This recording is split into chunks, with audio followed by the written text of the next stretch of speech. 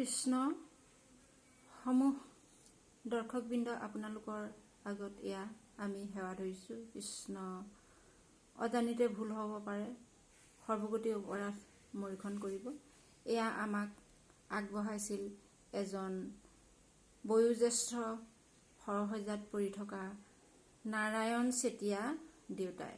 তেখেতৰ যেতিয়া মৃত্যুৰ একেবাৰে কাষ চাপি আহিছিল, তেতিয়া কান্দি কান্দি তেখেতৰ পুত্ৰ আৰু বোৱাৰীক কৈছিল, মোৰ বাপ আৰু আইক দিবৰ কাৰণে একোৱেই নাই, মাথো মই মোৰ দুবাহুৱে দুই হাতেৰে যি কৰ্ম কৰি মই জীৱিকা অৰ্জন কৰিছিলোঁ তাৰে কাঠি কামি কৰি মই দুপইচা আগবঢ়াই দুপইচা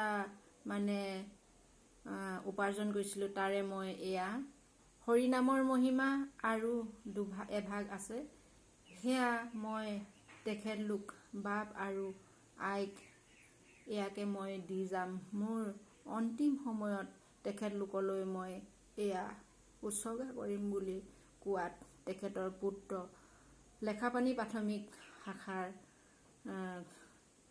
সম্পাদক শ্ৰীযুত অৰুণ চেতিয়া বাপে আমালৈ ফোন কৰি জনালে, বাপক মাতকচোন, আমাৰ দেউতাই তেখেতক আৰু আপোনাক কিবা এটা দি যাওঁ বুলি কৈছে।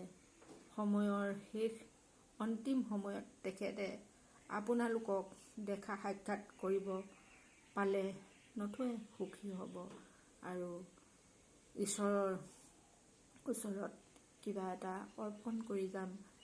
মই যিধৰণে ৰাখিছোঁ এই পুথিভাগ তেওঁলোকে নিশ্চয় তেনেধৰণে ভালকৈ